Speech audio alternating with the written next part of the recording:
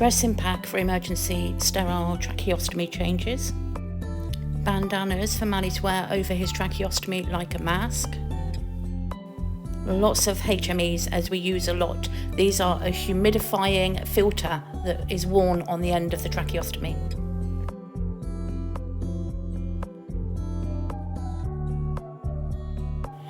Earplugs as Maddie is sensitive to noise, and nappy sacks so that we can contain the dirty HMEs. A smaller tracheostomy in case his regular size does not fit on an emergency change or indeed a routine change. Maddie's regular size tracheostomy, which will be used in an emergency or on his regular routine changes. These changes can vary from every few days if ill to once a month when well.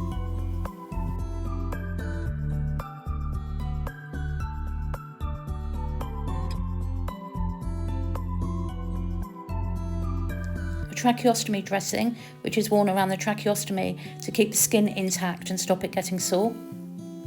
Packs of sterile gauze to use in a tracheostomy change, but also to use if Matthew picks and makes his skin sore, which he does do on occasions. Lube for tracheostomy changes and for gastro changes, and sterile water to help clean up areas around the stomas. This is an old example, but we carry various paperwork to give to emergency services in hospitals so that they have an understanding of Matthew's needs should we require taking him in. Scissors for cutting open packaging and also for tracheostomy tapes if needed. More saline water, always needed. A brush for cleaning tracheostomy tube because they are reusable, and micropore, which is used for various things, but quite often for picks and also putting it on the end of his nebulizer pot. Tracheostomy tube holders, these are actually the ties that go around Matthew's neck and hold his tracheostomy in place. Here's tracheostomy Teddy, proudly showing off his tracheostomy. He also has a gastro. We use him for training. He has an old tracheostomy, which you can see here, which you can see the tie attached, the HME on the end, and then the longer part is the part that is actually Maddie's airway. That's how he breathes through. Next we have Matthew's suction machines.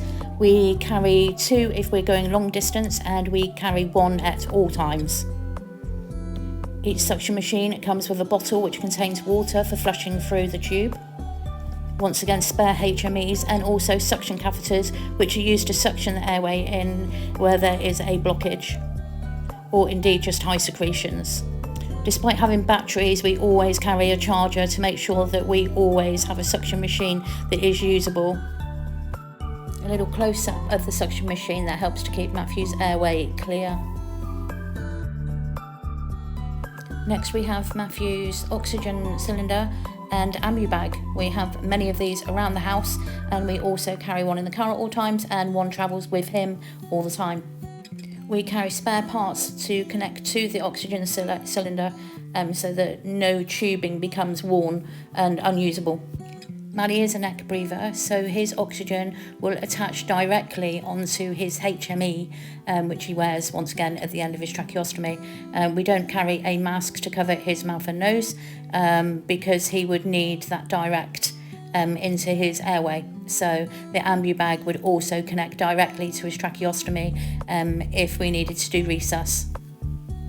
All these things need to be date checked and maintained and well looked after in order to keep Matthew safe. Next we have this huge bag, which the photo makes it look small, but it is huge and really heavy. It's actually a workman's bag for tools. It was one of the only bags that we could find that would be heavy duty enough to carry Maddie's medical equipment. This bag is ram chocker with so much stuff that we carry around, so I will give you a description of each of the items in the bag. We have alcohol rub. Looking after Matthew's stomas is intrusive and also high risk of infection. We carry a spare Magic tummy. Matthew has a tube in his tummy where he gets all his fluids and meds and all his calories.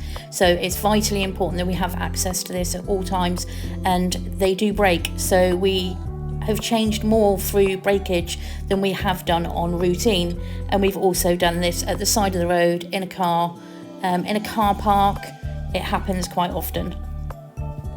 Each magic tummy change has to be checked to make sure the positioning is correct, and we do this via pH strips supplied by the hospital. We also carry a spare gastro feeding tube. We use these all day to give Maddie all his fluids, and overnight to give him his night feed.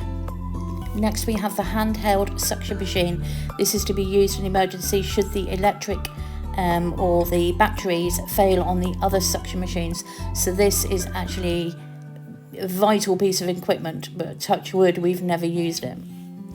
This is down to us having 2 battery operated suction machines, so we're really fortunate that we have backup. But as we said at the beginning, this is our plan C. We do have a blue badge for Maddie. As you can imagine, carrying all the gear that you've seen so far and the rest that's coming up, it's a lot of stuff. We used to carry it on a wheelchair with Maddie. He outgrew his wheelchair during lockdown, and we have not gone forward to get another one from the NHS because they just don't need the expense right now. So we are carrying everything by hand, and by doing this, then we need to be parked pretty close to wherever we are. So Mike may walk off down a hill with Matty, but I will be at the top of the hill right next to the van with all the heavy gear. So should Mike need it, he will make a run up the hill with Maddie, and in the meantime I will be getting the emergency gear set up at the van ready to help. Next we have Matthew's mobile SATS monitor. He has a much bigger machine that we use overnight, but it's quite bulky and big to carry around. So this is our little faithful one that we use and we take out with us. This monitors Matthew's heart rate and his saturation levels. This also comes in handy when his SATs look lower on one machine. We can then clarify that by using the mobile SATs unit. Next we have Matthew's nebulizer kit. This is used to keep Matthew's airway moist. He has 2 nebulizers each day, one in the morning and one at night, which is saline, and because he doesn't breathe in the moisture that we do, he doesn't have the neck breather doesn't have the facility to do that the way we do through our mouths. He also gets medication this way should he need it, antibiotics, which will help salbutamol when needed. So we carry around a mobile neb kit. We carry various syringes. Some are used to draw up medicines that would then be put through his tube, and we also have syringes that help to pull back on his tummy so that we can check that his gastro has been placed in the correct order by pulling out some tummy liquid to put onto the pH strip. Here we have the nebulizer unit itself. At home we have a much bigger machine that we use morning and night. This little machine is used purely for emergency uses when we're in the car, in order to be able to give him the medications that you can see should he dry up or become unwell, or his airway can start closing whilst we are out and about.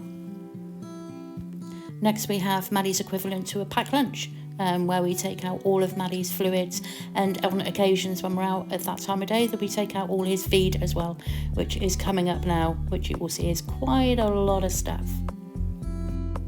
A real novelty for us is that Maddie's being able to eat a really small amount of yoghurt right now, which is a real blessing because it was something that none of us ever thought that he would be able to do. However, Matthew has something called a laryngeal cleft, which is a large hole between his breathing pipe and his tummy pipe. So aspiration is a real thing. So we have to be extraordinarily careful. This will be looked at again. It's been repaired before, but failed, but he will be possibly having surgery to have this fixed again in the future. So eating like we do is just not an option. He's not capable of that. However, it is really nice that he's able to have these small tastes and have a little bit of normality. Here's Maddie's food all in its separate places before we put it all together and make it into one big container of food. Maddie's attached to his feed pump for approximately 7 hours overnight, and then during the day he has bolus feeds, which is gravity feeding. He doesn't actually get any food this time. That's just water boluses to keep his hydration up. Maddie relies completely on us, although he does help with his gravity feeds now, but he completely relies on this to stay alive and get all of his nutrition and all of his fluids. We do take this feed pump out with us if we're going to be out late at night, and we will take it into theatres or cinemas or anywhere of that kind of thing. In the old days before COVID, but yeah, it's completely mobile and we'll take it in, although it does come on a really big stand and it's actually really awkward as we don't yet have a backpack to put it in from the feeding company, which will hopefully in the future make our lives a little bit easier. With all the talk on magic tummies, I thought I'd just show you a quick picture of an old one that Trackie Teddy uses and we use for training. This is actually what the gastro looks. The long bit you can see at the top is actually the part that goes into the tummy, and it has a balloon on the end which gets inflated with water, which gets changed weekly. And that little water balloon on the back is what holds the tummy button in place. It's also the thing that pops quite regularly, so we do quite a few changes. We also carry this big box, which is backup for the backup. We obviously carry PPE, but within this box we carry like a spare tracheostomy that is boxed. We carry spare feed, spare tubes, spare gastro stuff, attachments so that Maddie can have an inhaler if he needs one. We literally have to think of everything because it's unlikely that if Matthew needed an ambulance or needed to go into A&E that they would actually carry probably half of the equipment that Maddie actually needs. So you have to be really just really organised and carry literally everything in case of anything happening, and always extra ampu bags. And then away from the medical needs, we actually have to meet Matthew's autistic needs. And in order to do this, we have a little mobile DVD player. We have a couple of sets of headphones. They're used for him to obviously watch his beloved Carnival DVDs, but they're also there to help with sound, which he really struggles with his sensory needs. We also have his little friends. There's always a few cuddly teddies around that he takes and a blanket, and also his fiddlers, which are really important. These stop him ticking so much, and they also stop him hurting himself and picking at his own skin. Maddie's a really complex little character, not only medically but with his autism, his little character. He's very black and white, he's very literal. So life's not always easy. We don't show the meltdowns, we don't show his anxious, his nerves. We don't show that side. We don't show when he's ill and bedridden and can't get out of bed for weeks or can't sit up. He loses his voice. So it's not always easy. We try and just show the sunny stuff and the nice days and the trips out that we do. But our life is very restricted. And that's fine because Maddie's thriving. But we just wanted to give a little bit of an insight into what it's like behind closed doors. We won't be showing anything else beyond this. This is in-depth as we will go because we do like to keep some things private, but we just thought it was important to share this little bit of information, and we hope it's helpful for those of you who have joined us on YouTube. We appreciate all the views and all the comments and all the friends we've made during this time with Maddie, during these really restricted couple of years. We really do appreciate it, and thank you for making Maddie's world a little bit of a happier place by giving him that link to the outside world and that positivity, because boy, this kid deserves it. So thank you very much, everyone. Good night.